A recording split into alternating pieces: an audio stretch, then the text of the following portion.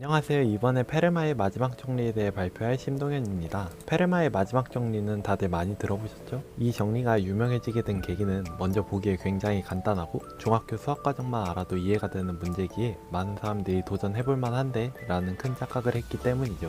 저도 보기에 쉬워 보여서 골랐는데 잘못 고른 것 같더라고요. 아무튼 바로 유래부터 보시죠. 페르마는 피타고라스 정리에 대한 문제를 풀면서 귀퉁이에 문제의 문구를 적어두는데, 간단하게 얘기하자면 A의 n승 더하기 B의 n승은 C의 n승을 만족하는 정수 ABC는 없다 라는 이에 대한 실로 놀라운 증명법을 알아냈다. 이를 적기에는 여백이 부족하다 라는 굉장한 어그로를 끌만한 문구를 책 구석에 적어둡니다. 당연히 사람들은 초창기에 엄청나게 관심을 가졌고 많은 수학자들이 이 문제에 도전하기 시작합니다. 그렇지만 이 단순해 보이는 문제는 페르마가 죽고 100년 후에야 실마리가 잡히기 시작하는데요. 바로 우리가 아는 수학자 중 하나인 오일러가 페르마가 n이 4인 경우를 증명해둔 것을 찾아내면서 시작합니다. 오일러는 이 증명을 토대로 n이 3인 경우를 증명했으나 n이 5인 경우를 증명하지 못해 n이 3, 4인 증명을 발표하는데 그치게 됩니다. 그 이후 소피 제르맹이라는 여성 수학자가 등장해 n이 5인 경우에 대한 실마리를 냈고, 추후에 n이 5인 경우뿐만 아니라 n이 소피 제르맹 소수인 경우까지 상당 부분 증명이 되었으나 결국 문제는 모든 n값에서 증명이 된다는 것을 증명하지 못한다는 것이 문제였는데요. 많은 시간이 걸려 20세기 중반 게르하르트 프라이가 페르마의 정리를 타원곡선의 형태로 변형을 시키고 결국 앤드류 와이즈가 이를 이용해 페르마의 마지막 정리를 증명해냅니다. 아무튼 저는 이 증명 중 가장 간단한 n이 4인 경우의 증명을 간단하게 정리해낸 글을 보고 제가 우리 수준에서 이해 가능하게 최대한 설명을 해보겠습니다. 먼저 증명을 하기에 앞서서 두 가지 이론을 먼저 알아야 하는데요. 첫 번째는 원시 피타고라스 세수입니다. 보기엔 어려워 보여도 간단해요. 우리가 잘 아는 a제곱 더하기 b제곱은 c제곱이라는 걸 다시 mn이라는 문자로 치환한 건데요. m과 n의 숫자를 넣어서 피타고라스 정리를 만들어내는 겁니다. 이때 n과 n은 홀수, 짝수여야 하고 서로수여야 합니다. 두 번째는 서로수끼리 곱해서 제곱수가 나오려면 그 곱한 서로수도 제곱수라는 건데요. 간단하게 7과 3으로 예를 들자면 7 곱하기 3으로는 제곱수를 표현할 수 없지만 7의 제곱 곱하기 3의 제곱은 21의 제곱이 되겠죠?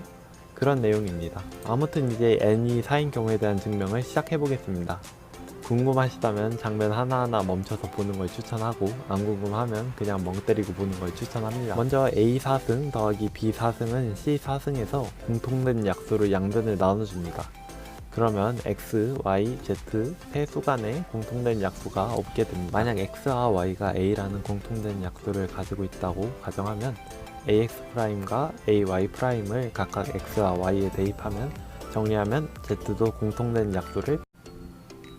아무튼 이제 간단하게 x와 y와 z에 대해 소인수 분해를 했다고 알기 쉽게 가정해보면 x는 ab, y는 cd, z는 ef라고 가정해봅시다. 당연히 제곱한 애들끼리도 약수가 없겠죠? 그러면 x제곱의 제곱 더하기 y제곱의 제곱은 z제곱의 제곱, 즉 원시 피타고라스 수가 됩니다. 여기서 z제곱을 m이라고 두고 풀어보겠습니다.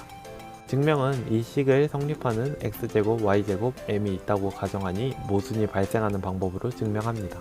먼저 변형된 식은 피타고라스 정리의 형태가 됐으므로 이런 식으로 변형해줍니다. 여기서 m과 n은 아까 설명했듯이 공약수도 없고 짝수도 다릅니다.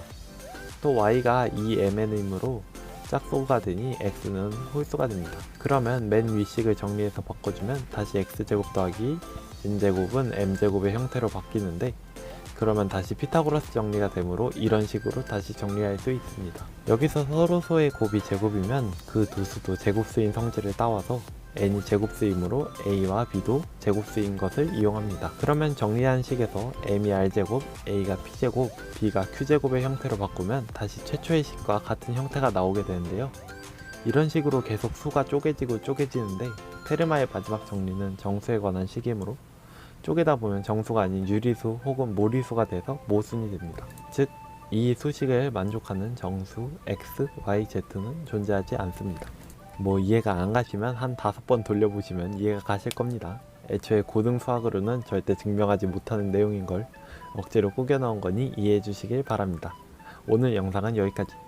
도움이 되셨다면 구독 아니고 여튼 끝.